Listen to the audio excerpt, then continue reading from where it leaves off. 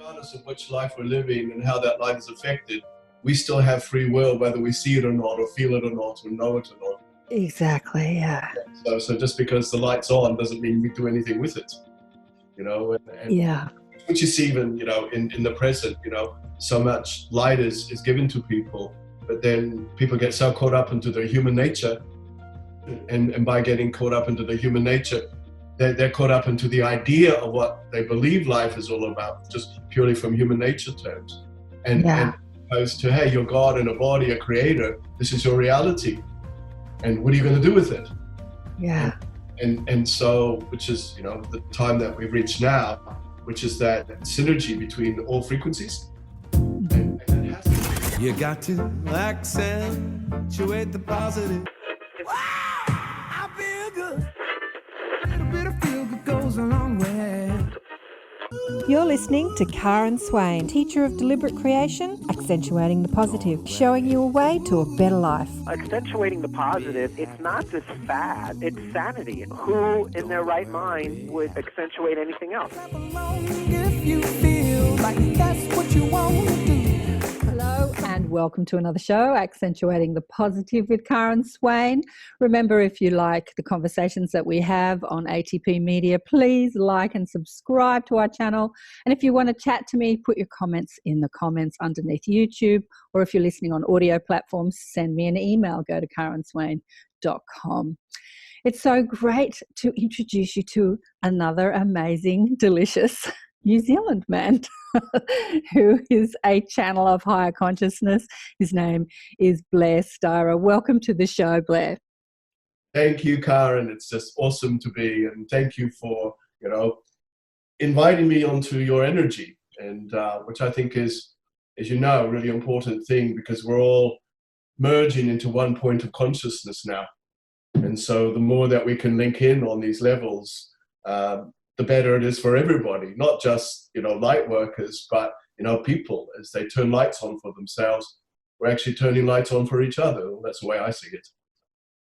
Absolutely. And it's so great. I have a large American audience, funnily enough, more than I do an Australian audience. So I like to showcase people that are doing amazing things down under.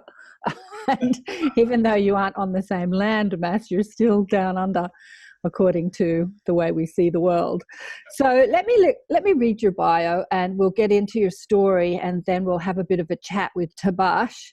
But we're going to learn how you met Tabaash. So obviously Blair lives in Wellington, New Zealand, and has been a channel for Tabaash, an ancient Sumerian soul who last lived 5,000 years ago. He's been channeling since the early 1990s. During the last 30 years, Tabaash and Blair have been presenting their teachings throughout New Zealand, Australia, USA, Canada, and Britain. They are authors of Don't Change the Channel. Yes. I love that. About that. Don't Change the Channel. So many puns there. And Blair's recently published another book called Who Catharted? Yeah, absolutely. I'll tell you what, got a good sense of humour. They've been regular speakers at the Ozark Mountain Transformation Conference in the US, and Blair hosted a radio show in New Zealand called Talking with Tabaash. They've also facilitated numerous seminars and meditation evenings, and Blair facilitates personal sessions with Tabaash in person or through Skype. Now, when you sent me your bio, you sent me this beautiful little thing here that I'm going to read out. I suspect this is Tabaash speaking through you, right? We are walking across rainbow bridges now, bridges we cross to meet our highest nature and to blend this nature with our human nature, a time when the God blends with the human, establishing a greater autonomy over our lives.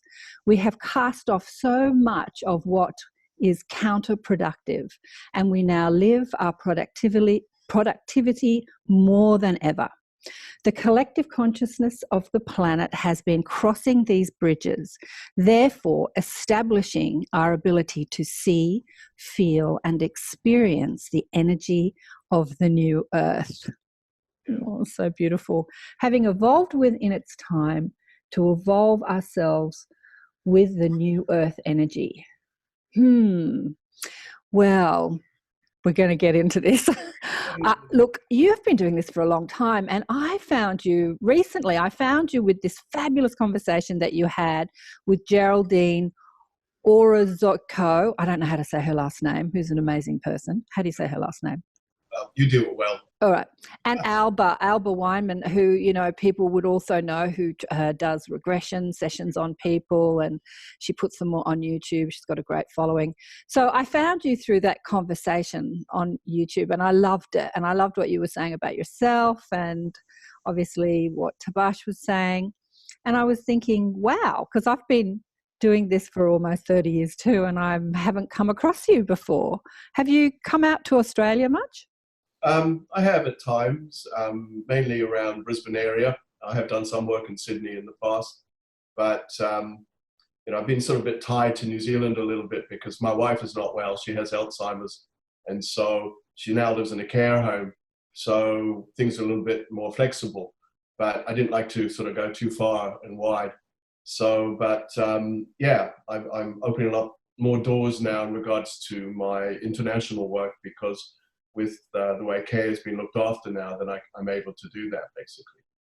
And yeah, so, but I have people like yourself, you know, over in Australia who keep saying, when you coming over again? And we'll set this up, this, etc. So. Yeah. Well, with your wife, I've heard you also say that she had cancer when you were like really young. Yeah. So she had cancer in, I was about late 20s when she was diagnosed with breast cancer. And that was actually the catalyst for my spiritual journey as an adult. As a child, I always had a sense of what I used to call the something more. And so my early years were spent in Canada, which is where I was born. We came to New Zealand in 1971.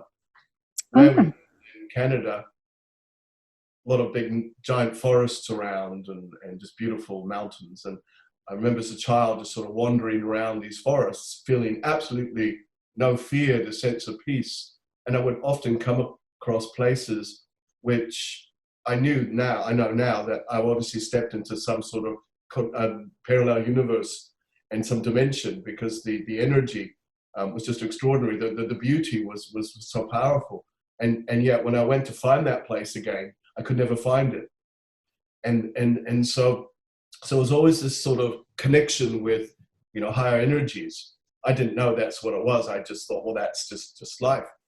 And I used to hang around the local cemetery when I was a child, because I would feel this power, this energy that, you know, was just so extraordinary. And there was this little place I remember so clearly. It was like a little hilly knoll with some pine trees on it. And I used to sit up there, and for whatever it was, I would just cry for something that I was missing. It was like up there, I was remembering that this was not what life was all about, that there was something beyond this. And it was like this yearning that was always there. We came to New Zealand in 1971, and basically I just kicked into living, kicked into to growing and developing. Just one little story that just comes to my mind. I was a server in the church when I was about 11. I remember going up to the minister and asking him, "Oh, Father, there's more to God, isn't there?" And he looked at me and he says, "More than what?" And I said, "Well, I think there's more to God than what the church teaches as an 11-year-old. And he looked at me like I had 7 heads. Yeah, he would have loved that. Brushed me aside, so to speak. And yeah, so, you know, we just got on with living, high school years, all the sort of normal things that you do. And then I met up with my wife very early. My wife's actually older than me. She's 24 years older than me. Oh, wow. So it's quite a fascinating and wonderful story. And so we had an affair when I was 18 and she was 42.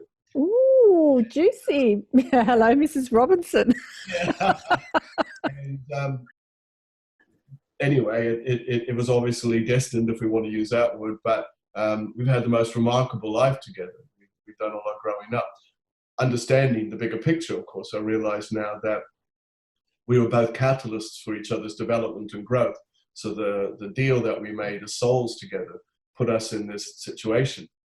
And so, you know, we got on and with life and established a wonderful relationship, did a lot of traveling together and growing together, etc. Then in the 80s, she was diagnosed with breast cancer, which was at the time not a good prognosis. And so it's funny because I remember the day of the prognosis, I had this total feeling that, despite the severity of the situation, I just knew that she was going to be all right. Right. And so we went through this whole process, and it just kicked into all the God stuff, basically, all the soul stuff. And all these amazing things started happening, the synchronicity, it's like lights were turned on. And so I started doing a lot of reading and meditating, and Kay was doing the same thing. She's a very strong individual, so she always listened, to her body, very independent.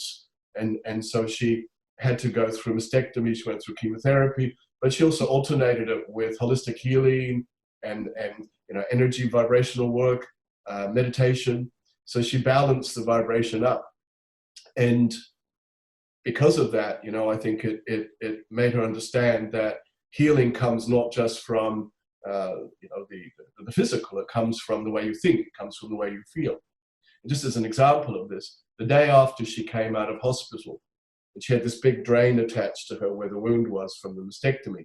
And we were building a big fence up the side of our property. Anyway, so Kay got out of the car, went to the shed, got out a shovel, and started digging a fence post hole. Oh, wow. She did that for about half of it, and then she handed it to me. She said, "You finish it." But she had to show to herself, this is the way I'm going to approach things. And Absolutely. So that just opened up a lot of doors for us. And I realized that what I was experiencing was what I was feeling when I was this child. This is something more, but it was a different version of it. And so when you move into a different version, as you realize, you actually have to look at who you are and where you stand and what your rules are, what your belief systems are. So what I was as a 6-year-old was very different from what I was in my late 20s. And so suddenly I I realized that, for want of a better phrase, I was onto something here.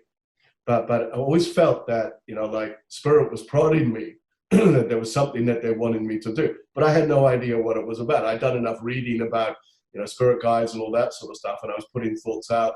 And I would get sort of answers like, just carry on what you're doing, or just wait, that sort of stuff. Anyway, but it always felt right. So I did that. And then I used to run this clothing shop. And I was at work one day, and I had this absolute feeling that someone was really giving me a message. So I came home, and I remember quite specifically, Kay was in the kitchen cooking, and I just, come home, throw things around, flick on the TV, and then coincidentally there was this program on channeling. And so I thought, oh, okay, so I watched this. And then the whole time I was watching this, I thought, well, this has got something to do with what I've been feeling. Right. So we had our dinner and all that. I just mentioned to Kay, this is the situation I was watching, and let's give it a go. Let's see what happens. So complete novice, had no idea what to do. So what do? You light candles, you turn the lights off, you hold hands, sort of almost Victorian stuff.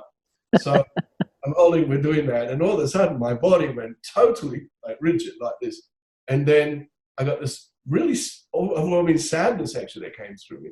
And then that disappeared. And then my father-in-law, who passed away a year before, he started talking to me in my head. And so I thought, okay. And then I was just telling Kay as Blair. So it was just like I was almost more like a medium, I suppose, rather than a channel. So, and then whatever was coming through, Kay was relating to it 100%. Anyway, so that all finished, and we sort of thought, wow, this is awesome. So we just kept practicing, basically. And then gradually I started to develop this sense of energies just really guiding me and directing me and telling me, this is the journey, this is what we need to do with you. So I just started to develop that with my meditations, and I started doing a little bit of gentle channeling. In those days, it was just sitting in the chair, eyes are closed, and that was what it was all about. But the voice would come through. And I was consciously aware of what was being said.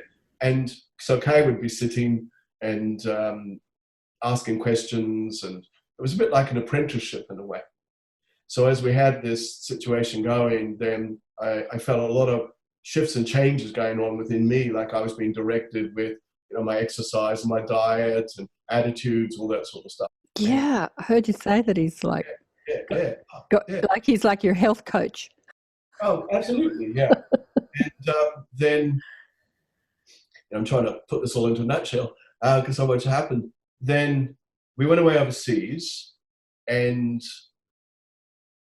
while we were away, my mother-in-law had passed away, Kay's mum. And she'd had actually Alzheimer's as well. She was in a care home for 10 years. Right. Anyway, so we were in London, and we had this feeling we had to go somewhere, like to find a psychic or a medium or whatever. So we ended up going to the Spiritualist Church in Belgrave Square in London. And there was a medium from Norfolk there. Anyway, he came up to Kay, and he gave her this absolutely clear message from her mum. You know, she, even where she lived, which was Auckland, she said, I've got a lady from Auckland here who's been, you know, here's he put it, like the door has been closed for a while. And anyway, so he gave this really amazing message from her. Then he came to me and he said, oh, Spirit wants to talk to me about your career. And so I thought, this is going to be interesting, because at that point in my life, I had seriously been considering going into medicine. Yeah. And so I started, you know, investigating things. Anyway, so the man said to me, I see two rooms. I see a room with a big building with a red cross on it. And I thought, well, that's obviously a hospital. And then he says, but I see another room, but this room's just full of light and it's just pulsating. And I had no idea what he was talking about. So I just thought, okay. But then he said to me, well, whatever you choose to do, you're going to excel, but it's just a matter of choice. And then that was the end of the reading. Anyway, so we came back to New Zealand, and I was thinking, oh, well, you know, just get on with this medicine thing and start investigating, look what I have to do. And then I was reading a paper, and there's this little tiny ad in the paper, and there's a woman who was a channel for the Egyptian goddess Isis. And she was visiting Wellington, running a public meeting. So I said to Kay, oh, this might be interesting, let's check this out. So anyway, we went to this meeting, and there was about 50 people there, and I was sitting in the back, and I always sit in the back on the edge just in case I need an exit. So I was like, okay, I'm not interested in this, let's get out of here. Anyway, so we're sort of listening to this amazing information that Isis was giving, and it was fascinating. And all of a sudden she just stopped and stared into the audience. And then she pointed and she said, you are a channel. And I had no idea she was talking about me. I was talking about some dude behind me, you see. So I'm sort of thinking, oh, well, that's cool, you know. And then she goes, no, not him, you. And then all of a sudden, of course, everyone turns and looks at me, and I'm like, oh. and anyway, at the end of the day, we ended up participating in quite a few of the workshops that she ran. And that was taking me to another level of my development, not just in myself as a channel, but as a person, because it really affiliated us with like-minded individuals. You know, this amazing group of people that, you know, were on the journey of mind, body, and spirit. And we just found some amazing friends, and we used to socialize and celebrate everybody's birthday. And it was so awesome. And then at one of the sessions, Isis sort of said to me, you've got the spirit around you called Tabaash, and he wants to work with you. And so I thought, okay. So I started doing some meditation and just seeing what was happening. And all of a sudden I got this image of I call him Mr. T, of Mr. T in my head. And I thought, oh, okay. And he wasn't saying anything, he was just staring at me. So I did this a few times, and then at some point he just started chatting away. And then I was having a meditation, and it was such an enormously beautiful meditation. I was in this bliss place. I didn't want to leave it. And then Tabaash says in my head, I want you to open your eyes. And I resisted because I was in such a beautiful place. And he goes, no, open your eyes. So I did, and I wasn't even in the room. My consciousness had shifted from my body, and I'd moved on to another level. And I remember I was sitting on the floor actually, and the floor was black and white marble tiles. There was a big door with light flowing through there, and there's Tabaash standing above me, looking down at me, and then he laughed and said, why are you sitting on the floor? And then he said, come on, stand up, I want to talk to you. So we went into this other area where there's just a sofa, and he just started talking to me about the work that he wanted to do with me, and the agreement that we'd actually made as two souls. And the whole time he was talking to me, it just made complete sense. Yeah. I was total, I wasn't even in awe. I was just in a complete sense of acceptance. Oh yeah. It's like a remembering, just like, oh, of course. Yeah, I remember this. Yeah. And then once we did that, then he said, right, okay, well, this is what I need you to do now. And then that's when he put me on to another level of, training, mind, body, and spirit, basically. And for me, I'm a fairly logical person.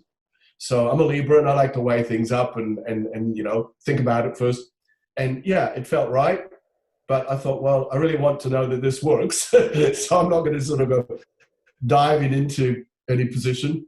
So I just worked hard for over a year. And, during that process, then it just developed more and more until eventually Tabaash said to me, right, I want you to book a hall. We're going to do a public meeting and we'll go from there.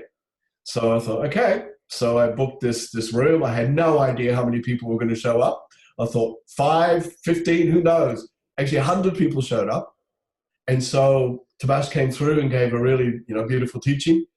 And then that really kicked it all off. And from that moment on, I've just been working publicly. We did public meditation teaching evenings. We ran these big meetings for 12 years where Tabaash would do a teaching, and then he would do a meditation, but he'd use music and he'd weave a story around the music. And so we would get a regular audience of a couple of hundred people doing that. And it was the most extraordinary evening and energy. And I always encourage people to, because I always believed it was like a meeting place and center place for people to know what else was going on around. So I would invite other light workers to come and speak for a couple of minutes, 5 minutes, 10 minutes, or whatever, about who they are, what they're doing. And I had a big table where everyone could put all their information. And so it's just a really good place for people to network, I suppose. Yeah. And it was just those meetings were made. People even say, when are you going to do those meetings again? But, everything just started evolving more. And so obviously as Tabaash got more well-known, I got more well-known with it. And we started going around the country doing seminars, doing personal readings with people. The radio program we did for a couple of years, that was so much fun. Mm-hmm. We started it off as talking with Tabaash, where Tabaash would invite in people's questions. So people could ask, things that were going on in their lives and stuff like that. But starting a bit silly because people are asking like really stupid questions, like, is my house going to sell? All that sort of stuff. So that's what people ask. Okay, I'm going to stop you here because I could just say nothing and you could just keep going. I know. And we've gone past so many questions that I had, we've gone way past. Okay, so interestingly enough, when you got to the point where you said, and then Tabaash started teaching me, the volume, I'll adjust it on the recording, but the volume jumped and it went really loud because I was sitting here thinking, your volume's really bad. I'm going to have to do heaps of editing on your volume. And then it jumped and it went really loud. So I thought, oh, thanks, Tabaash, you fixed the volume. He's got his own control tower out there. And, okay, let's go back. I want to go back to your wife, Kay, and her illness. So she was probably in her 40s when she got sick. And obviously her being sick, sparked all these questions in you about how can I help her? And so there was this sort of summoning of energy, like a summoning of answers. Yeah. So her. Yeah. It's interesting when that happened. It's almost like I kicked into a story that was there. So the rules had already been written, and it's like I just knew what to do. And my service to her in that sense, as much as, with her Alzheimer's, because I looked after her here at home for 7 years, before she went into care. And I find it quite fascinating that her health issues have been a massive catalyst for my work and my development. Exactly, yeah. So and it makes me look at the bigger picture of what our souls, agreed to. Exactly. Mm. So there was this soul agreement, like, she's going to manifest this illness and that would help you develop and be who you were. Okay, and another question I want to ask about Kay is, So Alzheimer's, I'm sensing if she's had Alzheimer's for over 12 years, that she's pretty gone at this point. Like when you walk into the room, she's not really conversing with you in the relationship you had before, right? No, definitely not. So, she's at the end of her life now. Well, the question I want to ask is, because you're a channel and a medium, do you talk to her? Yes, yep. In your head? Like, yeah. Yeah, it's interesting. How I put it is I talk to her as a vibration. Right. And I'll explain how I do this is, as Tabaash has taught me, that we're all multidimensional beings of energy. So therefore we simply exist everywhere. Exactly. And so I was thinking about this, and I thought, well, that means that really there's really only one dimension of Kay that has Alzheimer's, but the rest of her doesn't. Exactly. Yeah. So when I go to see her, and I see her daily because it's just up the road, and so I always project the thought to the parts of her that don't have Alzheimer's. And I would say the majority of the time, when I do that, she becomes a lot more cognitive. Yeah. But then I also have to understand that she's making this agreement with herself where she's turning switches off, and therefore she becomes a lot less receptive to my vibration. And there will be times where there's always like a little acknowledgement, because she's in a wheelchair now, so she can't walk, she can't talk, she doesn't actually speak, and she makes noises. But anyway, so I went up there the other day, and she was just sort of all hunched up and sound asleep, you see. And then she just sort of crooked one eye open like this, you see, as if to say, "Oh yeah, it's you, is it?" And then she just reached over and just patted my hand, as if to say, "Okay, well, I know you're here, but I'm sort of off somewhere else." Oh, she's totally off somewhere else. I've got to hear him chat to her. Okay, so, like when I was a young healer, I had a guy bring his father to me who had Alzheimer's. And it was one of the most amazing lessons I had as trying to piece all this stuff together from this linear, egoic mind perspective, when we think life is about what we see and can experience through our five senses, right? So I was communicating with him telepathically, or I was communicating with his higher self. And his higher self, in no uncertain terms, asked me not to heal him. Like, he actually screamed at me, "No!" because I saw where the energy was disrupted, and I was going to go in there and fix it. And then he said, "This is my process. Don't interrupt my process." And I'm like a healer, right? I'm trying to fix you. And he's like, "I don't want to be fixed." And that's like doing my head in. What do you mean you don't want to be fixed?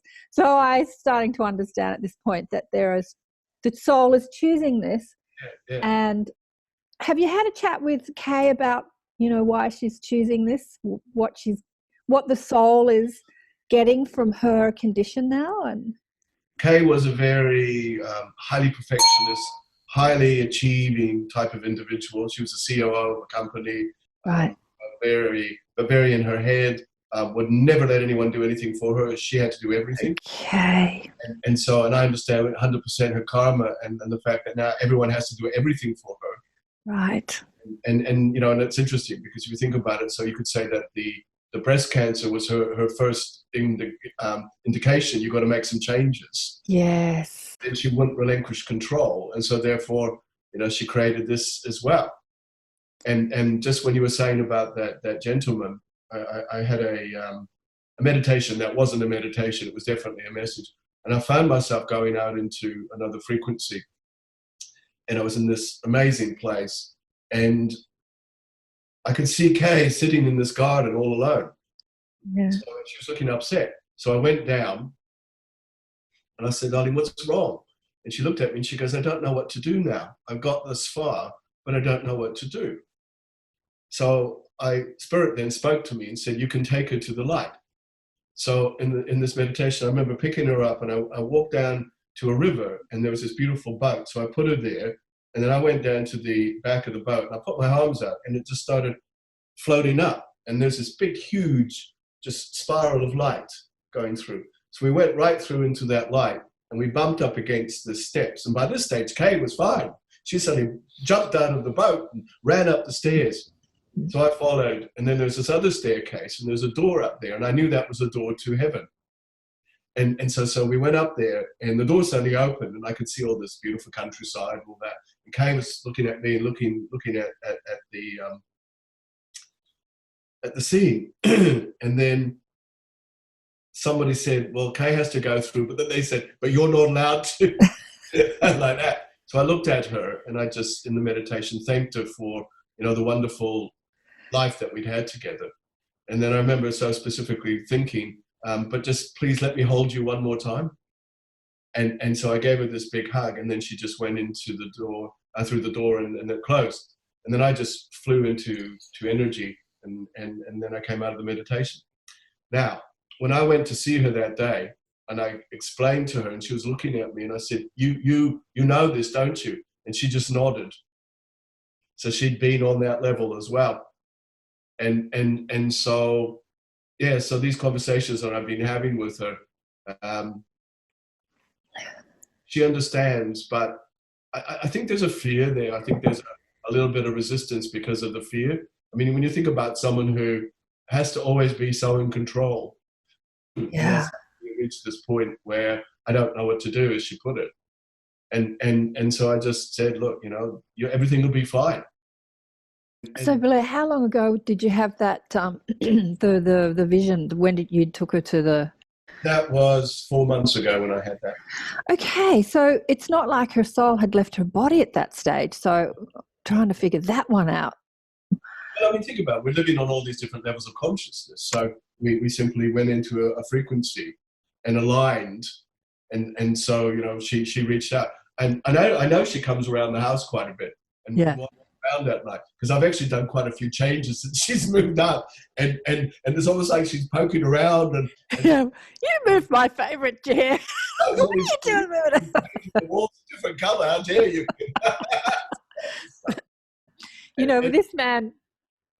This man that came to see me, the son that brought him.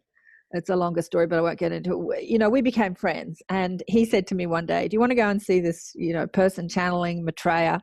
And I said, no, not really. And he's like, oh, please, I'll drive you, blah, blah, blah. And so we ended up had to drive forever to go and see this woman who was doing psychic readings, but she wasn't channeling Maitreya. She was in an RSL club, and she was being more mainstream medium, where she was kind of giving messages to people. So she went around the audience giving messages to people, and she said, oh, I've got your father here. Is he dead? And Mark said, and no, he's not dead. And she goes, well, isn't he? Well, he's here with me. Where is he? And she goes, oh, well, he's in a facility with dementia. And she goes, oh, yeah, his soul left his body ages ago. I've got him right here. And so then, again, I'm this young healer trying to figure all this stuff out, going, okay. So the medium's got the spirit of the father, but the body's still alive in the hospital eating, and, how does this work? And I was trying to figure it all out. But obviously... a good analogy for that is often how I describe channeling is it's rather like when you're watching TV, because we're multidimensional. So you have all these stations and you're focused on one program, but that doesn't mean all the other stations aren't happening simultaneously. Right. On different frequencies. Exactly. Matter of, flicking onto another station, so to speak. Yeah. I mean, you do that, I do that. Everybody does that on some level. We're living out all these existences all the time. Yeah. And that's why this can actually happen, because weird things that have happened to me. Like I was up in Auckland visiting my folks, and I was up there for a couple of weeks. Anyway, I met up with a mate of mine in town, like a week later, when I got back, and he said, oh, it was really nice seeing you the other day in the street and having a chat. And I said, when was that? And he says, and he named the day when I was actually in Auckland. And I said, well, I was in Auckland that day. He says, no, you weren't. I met up with you in Lambton Key. We had a chat. We organized this meeting and all this sort of stuff. And I'm like, okay, well, obviously it was some other part of me that was doing that. Yes. I've had this conversation with Penny Kelly on the show. Yeah. And it does your head in. From your linear mind perspective, it does your head in. But it's like she was saying that she was canning tomatoes, and her husband came in and said, come to bed and make love with me. And she said, oh, as much as I'd love to, I've got to finish canning the tomatoes. And then when she went to bed, she saw herself walking out of her bedroom and going into the bathroom a woman who had just made love to her husband, but it was her. She actually saw her other self who had actually made that decision to follow through on that timeline, so to speak. I'm not going to miss out. So, so yeah. Oh, okay. So how did you reconcile your friend saying, "But I was talking to you in the street"? You must have been. At the end of the day, I just thought that you can't even go there, Blair. Just accept it, But I'll just share something with you again about all of this. And I wrote about this in my second book, and I called it Poignant Past Lives. And I really believe that we all align specific lifetimes in a particular lifetime because we want to use the information from that lifetime or that experience as such. Anyway, many years ago, I visited with Kay Oman. We went to Oman, and we were driving up into this mountainous area, and I just had this overwhelming sense of, I know this place so well, and even got vision of this man sitting on a cliffside overlooking the whole of the valley, and having a sense that I had been this person. Anyway, so I started having these meditations on poignant past lives, and this image came up straight away in my mind, and I could see this man sitting there. So I thought, oh, okay. So I thought, I'm going to ask questions. So I put some questions like, who are you? And the name Amir came up, and then I asked other questions about his life. He didn't look at me, he was just staring. I was getting this information as a thought. And then I kept doing this for a while, to the point where it's like, I really get a sense of the power of who I was in that lifetime and how it's influencing me. And then one day I was having this meditation on the same thing, and suddenly he turned around and looked straight at me. And if I wasn't out of my body, I would have fallen out of it, and it was the weirdest feeling. It's like, because that was me in a past life looking at me in my future. Right, yeah. What I thought at the time was because of course time is irrelevant. And I thought, well, if he's influencing me as who I am now, is me as Blair influencing him? Yeah. And the future influencing the past as much as the past can influence the future. Absolutely. Oh, look, we could talk for hours, but I had this is something I've been trying to wrap my linear brain around again, because it's all happening simultaneously. So the question I've posed has been, and my guides are doing their darndest to try and teach my linear puny mind, how are all the past lives dovetailing? And then I think a client asked me, if somebody awakens in one life and, becomes more of the God essence, like this is what Tabaash talks about, we are gods. Are you living as God? Are you living as God, or are you just chewing on it, mulling it over? But when somebody starts to live as God, is that affecting all the other past lives? How does that affect all the other past lives who are attempting at some point to reach that? Yes. And I was told that it does affect all the other past. It's like if the candle is lit, then it just went through all those timelines, and sort of all the candles were lit. When you're saying, it reminds me though, is that regardless of which life we're living and how that life is affected, we still have free will, whether we see it or not, or feel it or not, or know it or not. Exactly, yeah. So just because the light's on doesn't mean we do anything with it.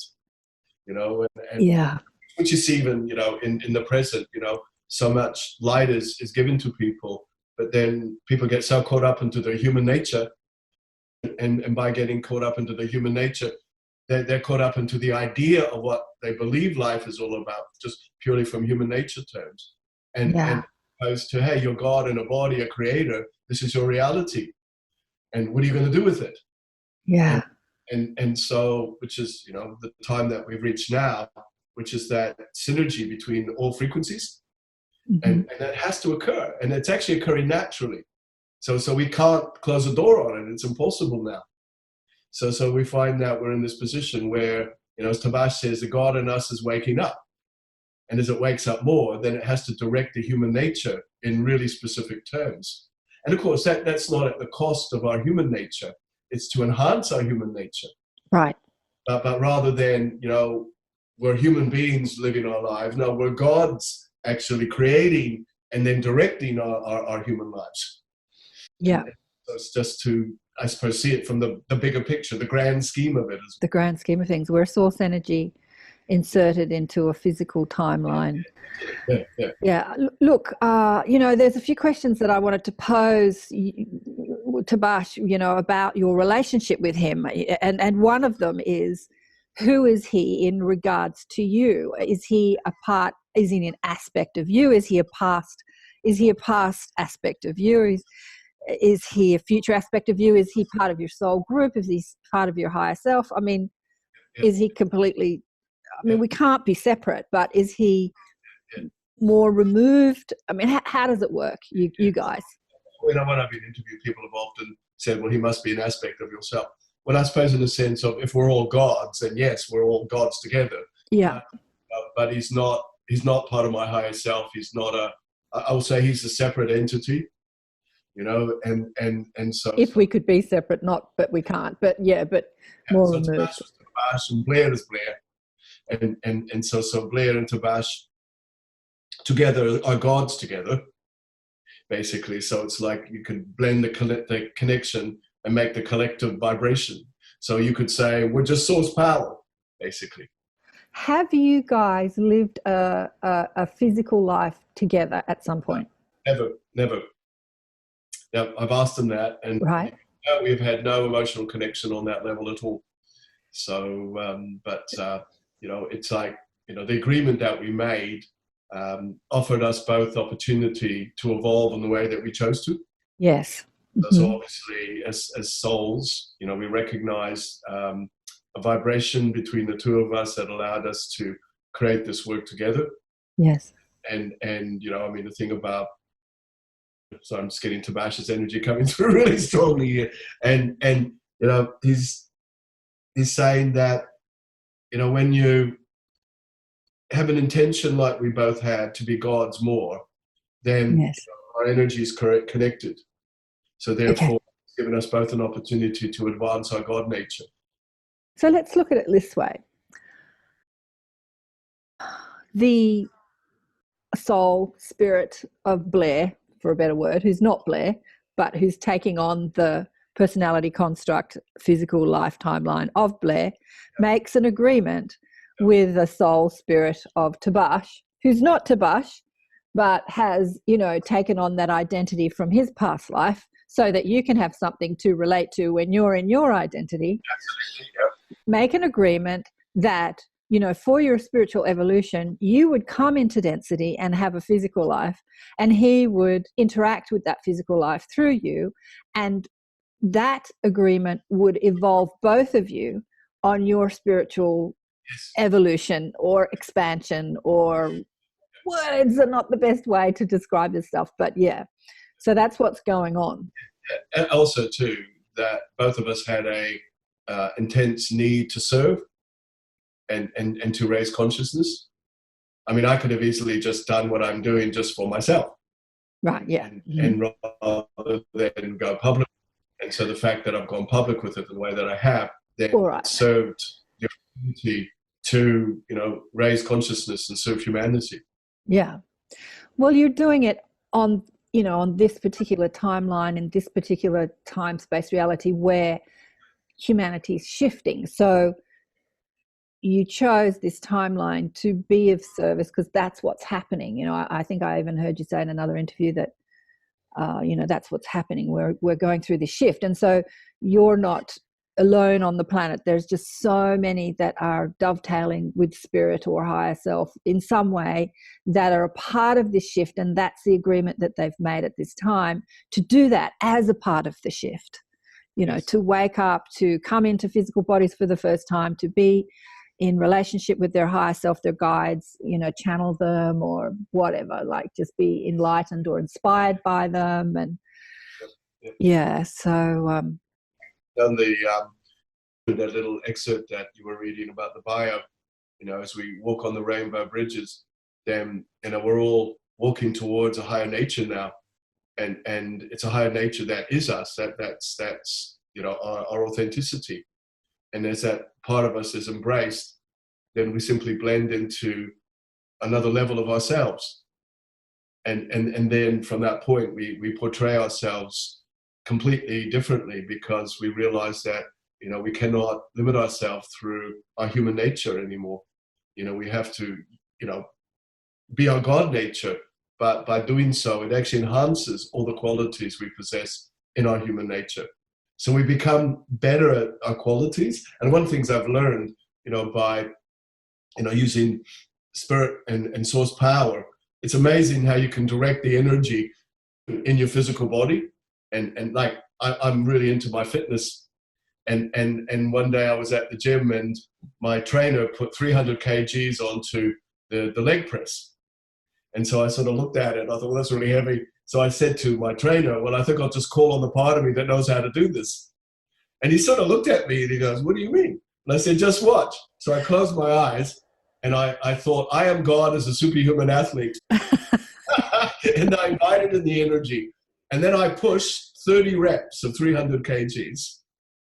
And I didn't even break a sweat. And then I locked it in. And I mean, these other guys, these giant guys around me were looking at me like, how can you do that? And then Joe said to me, wow, that was amazing. How can you do that? And I said, well, think about it. We got access to all this power. Yeah. So you want hardware, you go to Bunnings. You want food for the week, you go to the supermarket. You want superhuman power, you go to the party that has it. Absolutely. The Matrix. Remember the scene in the Matrix where he has to know something and he says, hang on, I'll just get it. And he just shuts his eyes, goes into REM and then just downloads it, downloads the information like, okay, now I know how to do this. I think he was fixing something or speaking another language or whatever. Like, we've got access to all of it, right? Yeah, the more unlimited we become, the more that occurs. Because we're basically just taking down an idea as opposed to a belief. It's like, because it's our ideas that determine the clarity of our lives or not. And so, when we become God in our nature, then we become open to everything. Yeah. And then we have access to everything. Yeah. And then it's just really a matter of, like you said, let's just call this energy. To say that, you've got to, because I remember you saying in the interview that I loved watching with Alba and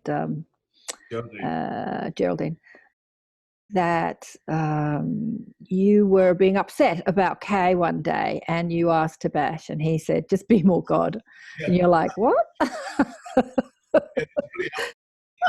But, let's have a look at that. Just be more God. It's a pretty cryptic sort of thing to say.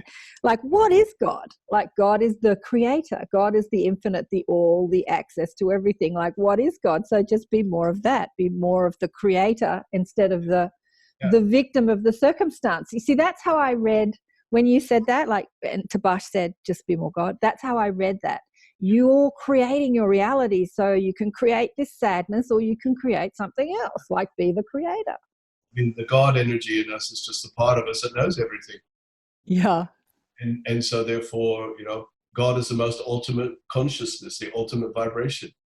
And so, as you say, you have a choice. I can be miserable about it, or I can actually turn a light on. Yeah. And that's often, when people have said to me, how did you look after Kay all those years? And I said, I just went to the God in me. Yeah. And because every time I did, it's like I always felt really peaceful. I knew how to be with her. I knew what to say. I knew what her needs were. Yeah. Because I just went to the part of me that knew exactly what the story was. And when I sometimes forgot to do that, without fail, she would be really upset or something would occur, that would suddenly make you realize, well, I'm really dealing with this in the human nature way at the moment. And then I just click back into the God part of me. But, just staying on that for a second. When I got to the point where I realized Kay had to go into care and I'd had a very arduous night with her. So I was having this meditation and I just said to Spirit, look, I can't do this anymore. I really need to put her into care. And I had put her name down on a place up the road because a lot of these places have huge waiting lists. And also not a lot of care homes have dementia units in them that are close in the city. Anyway, so they said to me in a loud voice, it will happen sooner than later, but you have to follow your process. Right. So I thought, oh, okay. So I thought, what's the process? And then I remembered I'd always meant to put a name down on other places. And there's one particular place that always kept coming up called Village at the Park. So the next morning I was up there. I just drove up there. And the minute I walked into that place, I knew straight away this was going to be the place. Mm-hmm. Anyway, just to validate that, they were showing me around the rooms. And there was this room that had been vacated because a woman had passed, but her name was still on the door. When I looked at the name, I just sort of threw my eyes up and still a bit of smile, because the name on the door was Mrs. Blair. Oh, right. Anyway, so the facilitator took me into the office. We had a bit of a chat. I filled out some forms, and she said, look, we've got a waiting list for about 10 months. Right. And I said, yeah, I'm aware of that, but I just felt I had to do this. Anyway, they rang me the next day and offered me that very room. Amazing. And it really freaked me out, actually, because I thought, well, I've got time to get my head around this. And suddenly they said, well, she can come in this week. And I'm saying, no, that I remember bursting into tears, actually, and also feeling this sort of feeling of relief. But suddenly the implications of what this meant suddenly struck at me. It was like, well, after 42 years of a relationship, it's going to end, and I kicked into practical mode. So I got into, labeling all her clothes and, doing all that sort of stuff. Mm-hmm. And she was at a point where she couldn't really understand what was what. And I was thinking, how am I going to tell her this? Because she's not going to really be able to comprehend. So I did it where I told her a story. And we were lying in bed one night, and she always used to hold my hand when she went to sleep. And so I was just saying to her, I just want to tell you a story about this beautiful lady who went and lived in this new place on a hill. And she went, and I said, that the lady's name is Kay. And she goes, that's me. And I said, yes. And then I said, and her husband, his name was Blair. Oh, that's you. And I said, well, they drove together in the car, and then Kay went to live in this place, and she never needed to cook again or clean again, and everyone looked after her. And she goes, oh, that'd be nice. All that sort of stuff, you see. So that's how I told her. And because she wouldn't have understood, look, darling, you're about to go into a care facility because you got Alzheimer's. Oh, Blair, you're totally, the Notebook. It's a bit like that. The Notebook movie, the Notebook movie. Oh, my God. I think that every woman that's watching this is like totally falling in love with you now, Blair. Like their hearts are just going, oh, the beautiful man looking after his wife. Well, it teaches you how to care on many levels. And I always think the concept of intimacy, intimacy isn't just about sex. Intimacy is about how you care and how you get close to somebody. Yeah. And when you're with someone for such a long time, then, you understand who they are and what they need. I mean, Kay was a very beautiful woman and very fastidious with her makeup and her jewelry and her clothes and everything. And I always made sure she maintained that, even to the point where I taught myself how to put her makeup on for her. Right. And so I learned how to do that and made sure that, because sometimes she'd come and do it herself and she'd put a lipstick on her forehead and, stuff like that. And know that she'd done something wrong, but wasn't quite too sure what. So, I know we're just sort of talking a lot about Kay, but, maybe she wants that. Are the nurses doing that for her, like where she is? Are they kind of brushing her hair and making her look pretty, or? No, they do. I make sure they do. Right. Because I go up there every day. Because, I know a lot of people, the relatives go and or loved ones go in, and then, they might see them every so often. But the fact that I go up every day, I'm also keeping an eye, to make sure that, she gets the highest level of care possible. And of course, some staff who know how to do the makeup. There's one woman who has no idea. And one day I arrived and Kay had eyebrows like Groucho Marx. and because even though she hadn't seen herself, I could feel in her that she was not happy about this. So I wheeled her back to her room and fixed her eyebrows. So that's hilarious. I really didn't Oh, like look. it. I want to talk to Tabaash, and we're running out of time, but we could talk about Kay all day. Oh, that's a poem. I'm a poet, and I don't know it. But I think we have to meet Tabaash. So we meet Tabaash, and thank you so much for sharing your. So I'll bring Tabaash through. Because I'm going to interrogate Tabaash. I've got a few questions for him. Watch out, Tabaash. To bring him through, it doesn't take long. So Spirit gave me this little phrase in my head to allow me as Blair to vacate my body. The transition takes, maybe 15 seconds. It's not a long transition. And then he'll say hi, and then you can do what you need to do. So, and I'll talk to you later on. Okay, bye for now.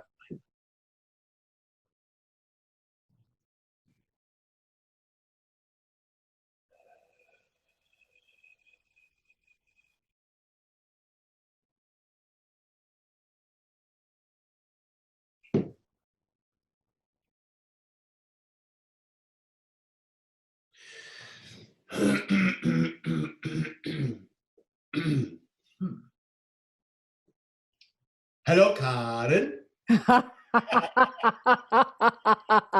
Hello, Tabaash. Nice to see you again. Oh my God, you totally got the name. Well, I watch. I listen. Oh, Tabaash, so lovely to meet you. Welcome to Planet Earth. I know you've been here many times. I've been quizzing Blair about your relationship, how you had the agreement to work together. He's, driving the vehicle of his body most of the time, but then you come in and take the reins for a while. Yes. You think about it, it's a bit like lending someone the keys to your car. Yeah. And they're just driving for a while. So Blair is an unconscious channel. So when you take his body, he's not really conscious of what's happening right now? No, absolutely. So when I channel through him, he moves on to another level of consciousness. So that becomes his reality. So it really is like he's just walked down the road for an hour or whatever the scenario would be. Does he have memory of that when he comes back? He takes back into the vehicle?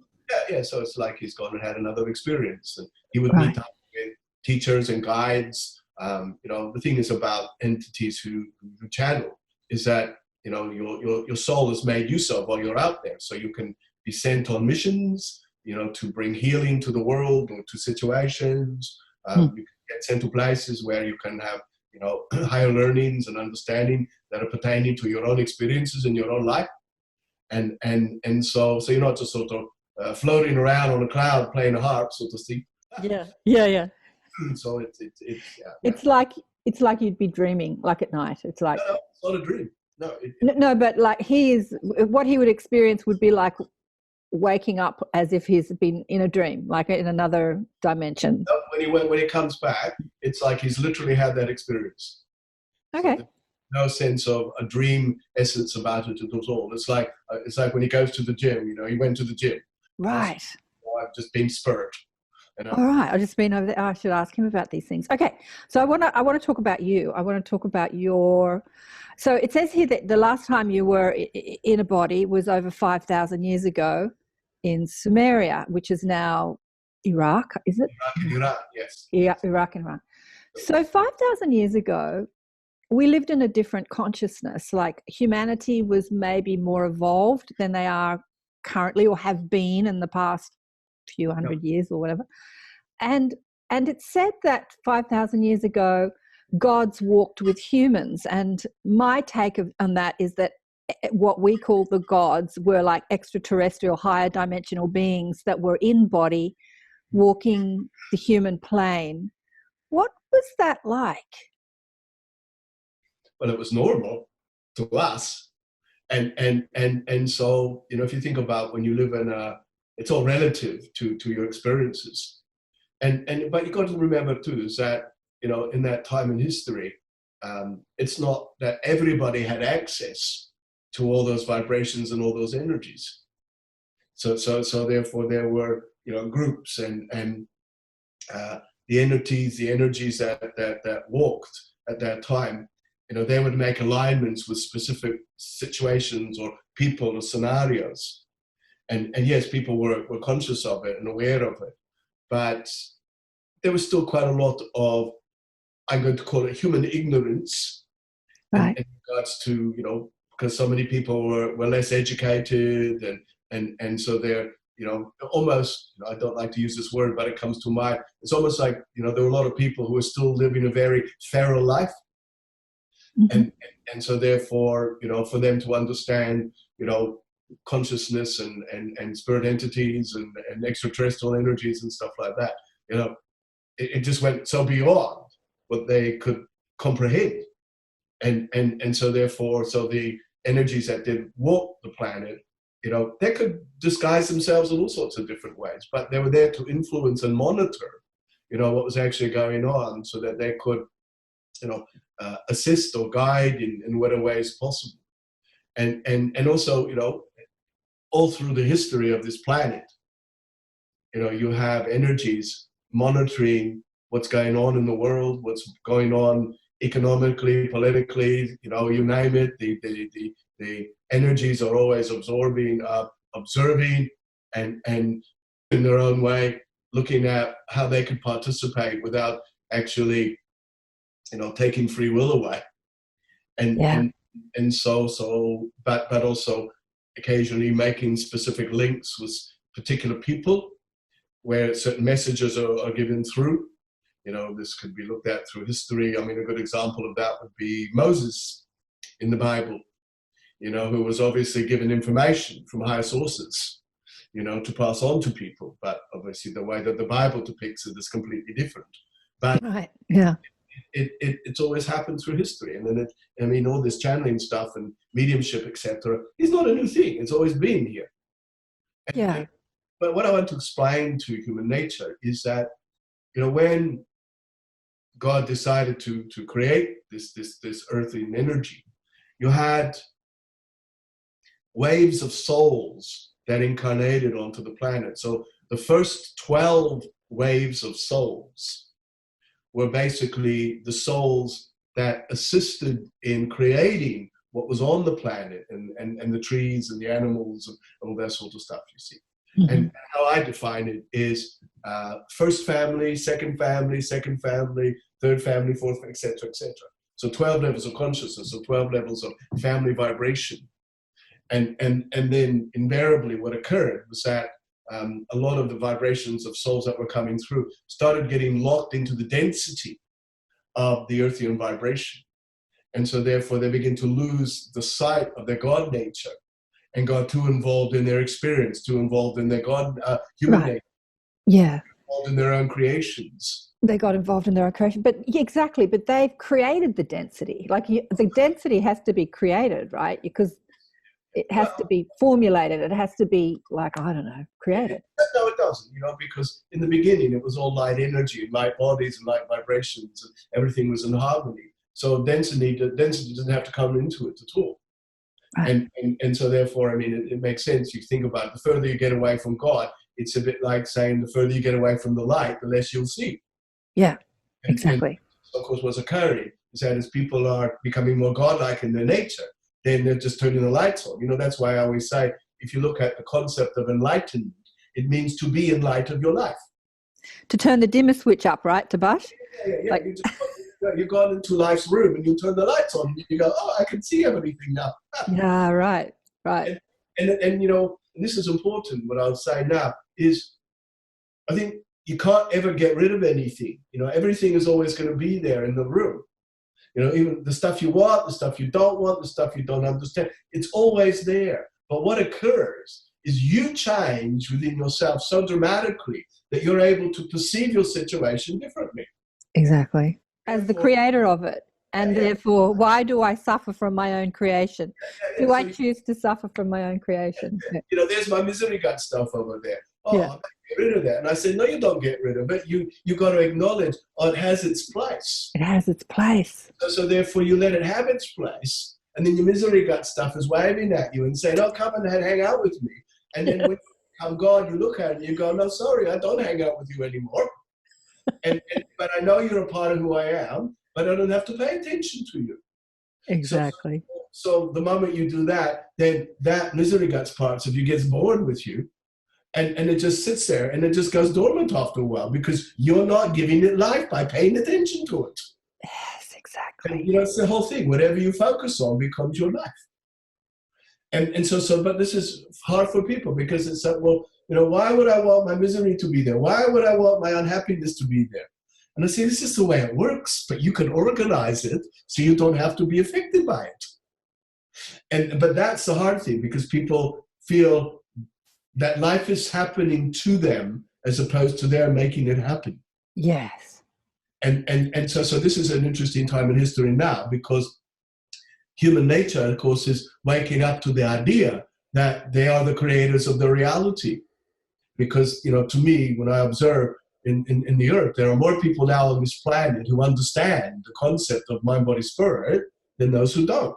And that's good for this planet, even though people look at all the madness that goes on. Hang on, say that again. There are more people on this earth who understand the concept of mind, body, spirit than those that don't. I don't know about that, really? You really think there's more people that understand it? Absolutely, yeah. It's there. And that's why more and more people are making changes and questioning things and turning lights on because they've got something inside of them. Well, as I say, the God in you is now waking up. So as the God in you wakes up collectively, it starts to filter through everything. And so this is an exciting time in history, and all the souls who choose to be incarnated at this time, you're all actually helping this to occur. So every time you evolve, then it's going to lift consciousness up. But at the same token, it's interesting because sometimes when you turn a light on for some people, they go, turn that light off. I don't want to see myself. I don't want to look at it. Yes. And Yes. Have I experienced that recently? I tell you. So, yeah. you got to respect that because, as I put it, well, they're just God doing it their way. You're God doing it your way. So what you got to do, because, sometimes for you, I think you try too hard to make it right for people. And you're not here to make it right for people. You're just here to be God. And so what you do, you do what you can, how you can, when you can, and the way you can. But you can sometimes attract the takers to you, and the takers take and bagger off. And so you've got to allow yourself to think, hang on a minute, what am I doing here? So that's where you've got to stand still sometimes and think, here, I'm a God in this woman's body. I know who I am. And therefore I can't go out there and fix everybody. I'm not here to fix everybody. I'm just here to turn some lights on. Oh, yeah, I know. I'm not here to fix everybody. No, I was just thinking, somebody I had on the show who had this horrific childhood, and she'd had a few NDEs, and then she's out. Now she's out speaking about her NDEs. She's written a book, but she's still very much playing victim to her past, and wants to hate the haters, and then wants everyone else to hate the haters. And so it's really interesting. I was trying to turn the light on for her, like forgiveness. Have you heard about the word forgiveness? And loving the haters and seeing yourself as the creator of all this. And she was like, turn the light off, please. And now let me point at you and say that now you're harassing me. Now I'm a victim to you. So it's been really interesting seeing that, especially with someone who wants to put herself forth in the world as a teacher. And still, no one is right, no one is wrong, and she's gone doing it her way. She's got doing it her way. We're in a place where they have to listen to that. Mm-hmm. That's okay, and it's about respecting that. But I find that when people who are like that, they get very evangelistic in their need to be negative. Oh, yeah. Evangelistic in their need to be negative. Very well said. Absolutely. But I'm not going to harp on this because I've got more questions for you, Tabaash. Okay. So how have you evolved with your relationship with Blair? Because so people think that when we're spirit, when we're not incarnate, that we're perfect. A lot of philosophy says when we're spirit, we're perfect. And then when we become human, we become imperfect. But obviously you can still be spirit and still evolving and expanding. And how has your relationship with Blair helped you do that? Well, the more that he's become God, the more it's given me the opportunity to present my teachings and serve as God. And so, but of course, every time that occurs, everything expands, everything evolves. Our discourse right now, because we are serving from a position of light, not only are we teaching people we are expanding consciousness, and it's that whole thing, as you let your own light shine, you unconsciously give other people permission to do the same. Right. And sorry, just coughing. When you were Tabaash, were you a teacher of consciousness in that lifetime? No, I was a man who had wife, kids, job. Right. But I understood that I got to a place in my life where I realized that, there was so much more. And, the story I will tell about this, I remember on a journey, and in those days, if you needed a place to sleep, you could go to anyone's place, Right. knock on the door and say, I need a bed for the night, so to speak. Anyway, so this man allowed me into his home, and he spoke to me of his sadness. There'd been a big fever going through the village, and he'd lost his wife, and he lost his children, and there's much sadness in him, and he was so negative and so unhappy, and his whole life was gone, as he put it, you see. And then, he shared with me, his friendships with people around, and I met some of the other villagers, and then I realized that there was this lady who lived nearby, and she had lost her husband and her children, and that she was very much loving this man, and yet he was so blind to what he could see because of his grief, that he could not see that things had moved on, and that life had actually regenerated, and there was other options and other possibilities for him to see. Anyway, so I said my farewells to him, but it made me think of, wow, look at this person, and they're so caught up into a belief system that their belief is defining, themselves, and therefore they are building up these barriers and walls. And this made me think to myself, I want to be more. I need to look at my own belief systems and my own ideas, and what am I doing? Does that work for me? Does that serve me? Am I a good father? Am I a good husband? And am I being the best I can be? And then that's when I just started to develop more and more the understanding of our God nature. Yeah. And by allowing myself to align on that level, I had, good epiphanies and as you humans would call it, eureka moments. Yeah. Aha moments. Yeah. Yeah. Aha moment. Okay, that's a good one. And so, but and then it just made me realize that, to live this energy, it's not about I go to the temples or I go into the desert and pray to the gods and such like that. It's more, first I thought, I need to live this. I need to bring this through my life. So it's about how do I bring the God in me, as a father or as a husband or as a person or whatever. And so the awareness, it was like I'm aware that I have access to the power of life. Yeah.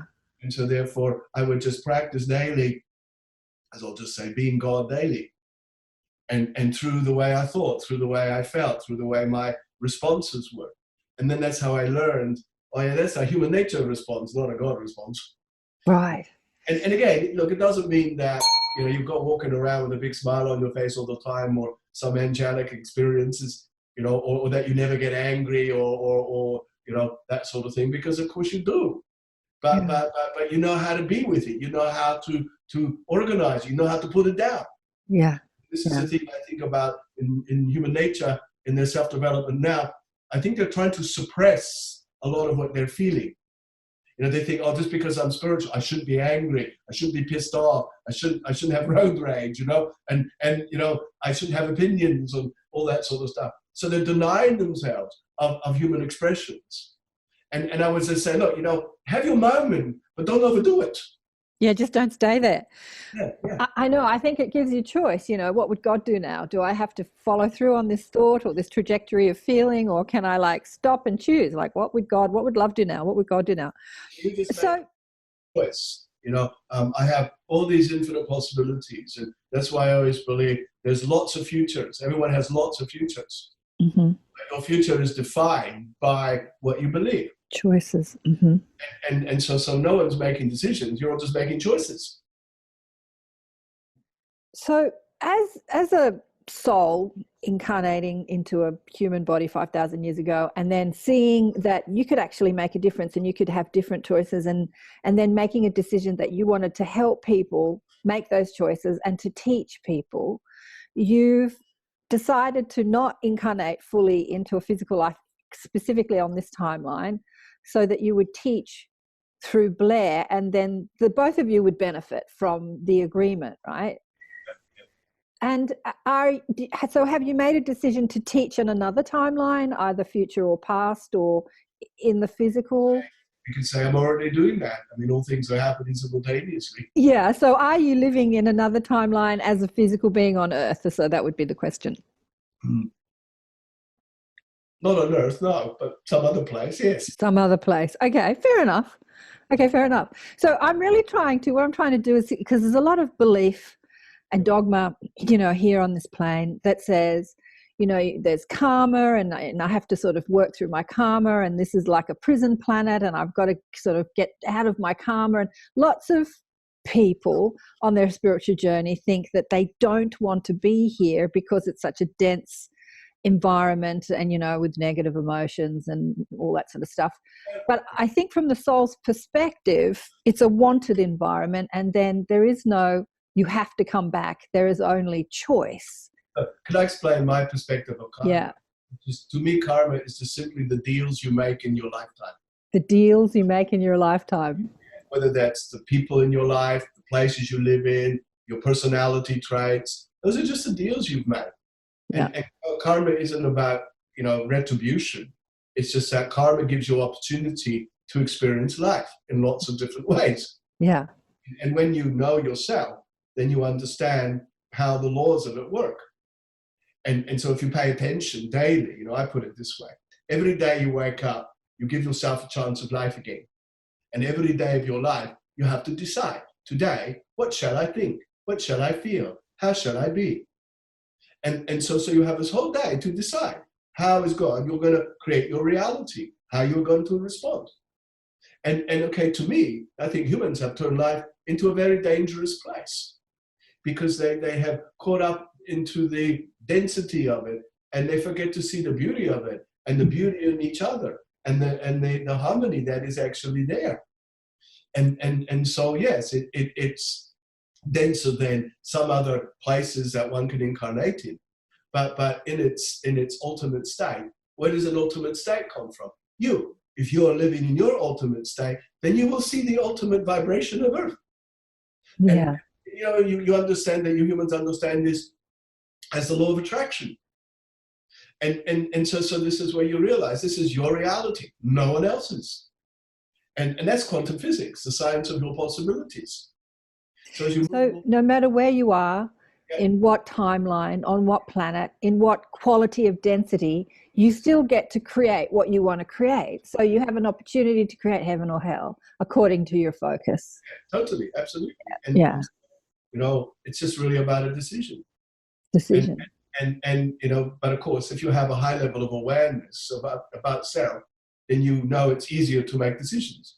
But of course, when you don't have that awareness, then your decisions are made through your emotions or through your reactions. Right. As opposed to, standing for a moment in your God nature and feeling the bigger picture.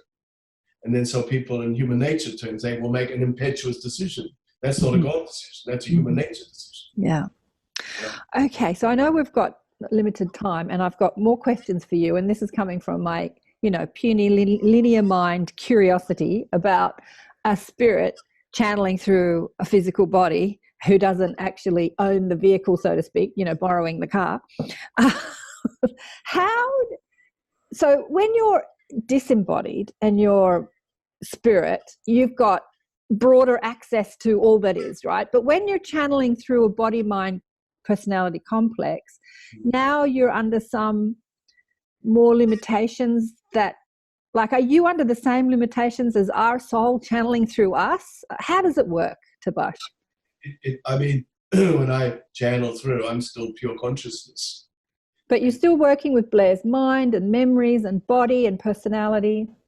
What I'm realizing is that when I'm in his vibration, because of his frequency is different from my frequency, then I'm in a, how should I put this? It's more limited because of his vibrations and energies. And yet, the more he raises his consciousness, then, the more that things occur. And so that's where, it's like when they talk about in the Christian Bible, when you're seated at the right hand of the Father, it just means that you suddenly equaled yourself in the vibration. And therefore, when that happens, then that's where amazing things could occur. Like if his vibrations were at the same frequency that I was resonating to, then when I was in his body, I could make his body float around the room. Right. Okay. Yeah. Okay. But then his frequencies are still working on that one. Yeah. So when you come into his body, you're limited to where he is vibrationally speaking, like what you can bring through and do, and yeah. So it's a relationship between you and him. So the more you teach him, and the more he pays attention to what you're teaching and actually raises his vibration, then the more access, the more you can flow through. Yeah. I mean, it's not just in the sense of channeling. If you think about it, just in everyday living, the more you understand your God nature, then the more you're accessing more life. Right. Mm-hmm. And therefore, you're able to just be more clear in your thoughts, or things occur better, and your abilities and talents are all amplified because you're simply going to more of you that's going to inspire, who you are. Mm-hmm, mm-hmm. And there's a phrase I like to say, which is, and this is where everyone has to get to this point, in order to be something, you have to know what it is to be nothing. Hang on, say that again. In order to be something, you have to know what it is to be nothing. And what that means is that you've got to step away from a purpose or an identity or a rule or anything. It's like, hey, I just am. I remember in the Sedona speaking, and this man asked me the question, hey, Tabaash, what's the meaning of our lives? What's the purpose of our existence? And I said, you have none. Nobody does. Well, of course, the audience laughed, and he's sort of looking at me, and he goes, yeah, but what's this all about? I said, what do you want it to be about? How do you want to think? How do you want to feel? How do you want to live? How do you want your marriage to be? How do you want your job to be? That's how it works, and that's in any individual. How do I choose to think? Yeah, you decide. You finish with me, you got the rest of the day. You have to decide, and you have a structure, so okay, this is how I choose it to be. And I would say to people, stop wondering about how my day is going to work out, and instead think, okay, here's my day. This is a decision I've made. This is a reality I'm going to create. And so the more you get involved in that, then the more you're increasing the life energy through you, which gives you the power to change things. But you've got to look at your motive. So most people have this motive for a reason. But if you're just doing it because you can do it, then you get a clarity. I can heal because I can heal. I can love because I can love. I can change the world because I can change the world. I don't need a reason. I don't need a purpose. I don't even do it because I want to help people. I'm just doing it because I can do that. Because I can, right. Yeah. Like, why climb Mount Everest? Because I can. But everyone is attaching a purpose or a need, and it's like, well, just do it because you can do it. And that is how God created everything, because God can do it. Yeah. And that's the challenge we give ourselves, right? So we come into this denser environment where we've got these limitations, and then what we want to see what we can do under those circumstances. Like, what can I achieve under these sort of more limited circumstances as an infinite, extension of the Creator, coming into this, squashing myself into this linear timeline. What can I do? Yeah. And the thing is do as much as you feasibly can in the life that you're living within reason. But of course, it's all relative. Enlightenment comes in many different ways. To some, it's a spiritual thing. To some people, enlightenment is knowing that they can find fresh water to drink. Right. Or knowing that they are having a safe place to sleep for the night while the bombs are falling. So enlightenment is many different things to many different souls. Yeah, I'm just thinking, I've got this image of like someone who ramps up the density or the limitation and comes into, say, a body that's doesn't work very well, like in a wheelchair, and can't move from the neck down or something, and then says, what can I do inside this body? Can I jump out of planes? Can I climb mountains? So, look at that actor, Christopher Reeves, who became a tetraplegic after his fall from a horse. And then he went on to, direct movies and things like that. Okay, very fast, And so, yes, he could have easily just, that was it, flip that switch off, that part of my life is finished. You know, or you look at, you know, the Invictus Games that Prince Harry has created. Mm-hmm. You know, when you have all these, you know, people from, you know, war injuries and things like that are getting out there and realizing, okay, I might not have any legs anymore, but I can still move. Mm-hmm. You know, and it's all about how much more can I be, how much more can I do, how much more can I create. But it depends on the person, it depends on the soul. You know, some people are just going to think, I will never live my life ever again. I can't be this anymore. And that's a choice. That's a choice, and then they're not wrong. And they're not wrong if they don't believe they're wrong, right? Absolutely. I mean, it is what it is. They're just God doing it that way. Yeah, don't say that again. They're God what? They're God doing it that way. God doing it that way. Yeah, exactly. And so this is why people measure life too much in, you know, that's limited or that's right or that's wrong or whatever. That's productive, that's counterproductive. It's more, oh, well, that's what it is. And you know, when you look at yourself and say, well, here I am, this is who I am. Now, am I making who I am work for me? You know, that's what you're going to ask yourselves. Am I making who I am work for me? Yeah.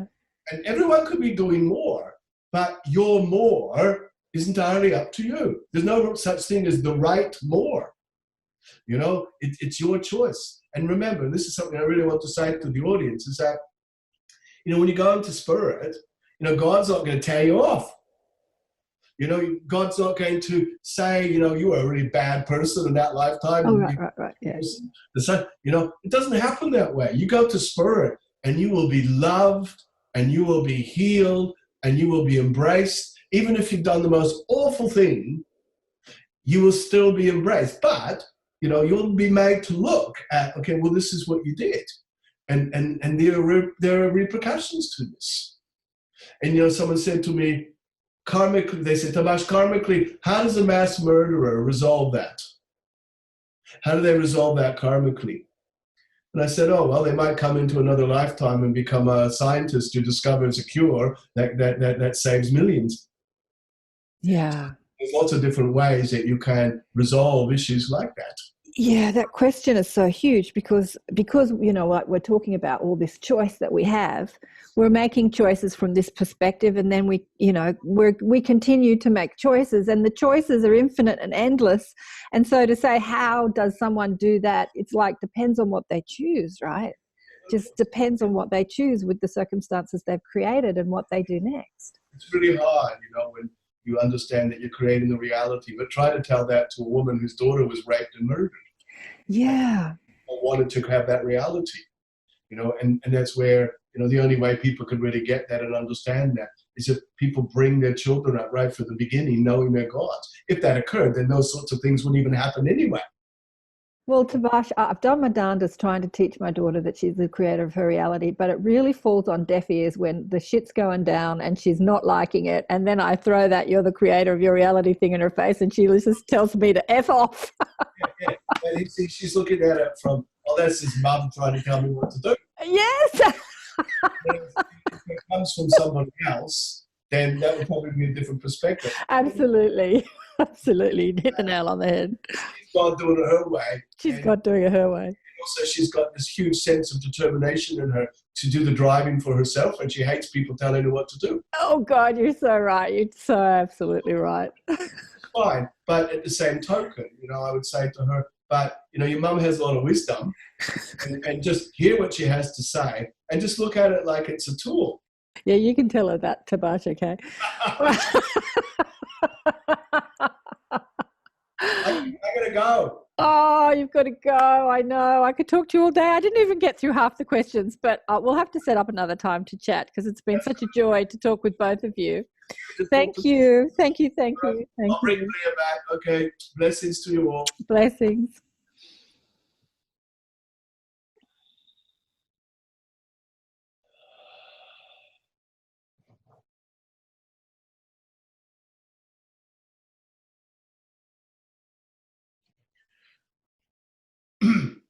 Hello. Oh, that was such a joy. I could talk to Tabaash all day. I could talk to you all day as well. You're both equally as fascinating. But I know that you have to go. But I was quizzing him about what happens to you when he's driving your car. You know, he said it's like you gave him the keys to your car. And do you have memory of what you've just experienced? I know you're looking at. Sitting by a lake, actually. You're sitting by a lake. Oh, so can you eavesdrop on what Tabaash is talking about? I suppose I could, but I never do. So, in order to know what we've discussed, will you have to watch this recording back? This recording. But I've got this real weird thing about watching myself in interview. I just feel really uncomfortable. Well, I'm going to quiz you on it. I want you to watch it because I think it's just fascinating. Particularly when I channel, it's like, because you know you were there, but you weren't there. And it's like you feel like you're invading your own space or something. It's the most bizarre feeling. So, but anyway, that's how it is. So. Yeah, I haven't done the trance channeling thing. I don't know if I want to in this lifetime. Maybe I can play with it, but because I've got them there on tap the whole time, I just need to ask them, if I've got a question, and then I relay what they say rather than them jumping in and being me, So, but I suspect it would be a wild experience. I might try it one day, but you have to go. But things to do. I've got so many things I want to ask you, more things. But I had a blast with Tabaash. And what was really interesting, I have a friend who's a channel too. She's now a guru, but she always used to call me Karen all the time. Karen, right? And then one day I was in one of her groups about 20 years ago, and she sort of brought through some entity that jumped into her body. And all she said to me was, Karen. That's all she said to me, but she said it.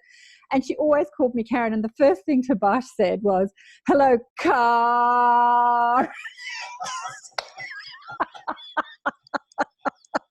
And I just cracked me up. So Spirit seems to know how to pronounce my name, even when humans don't.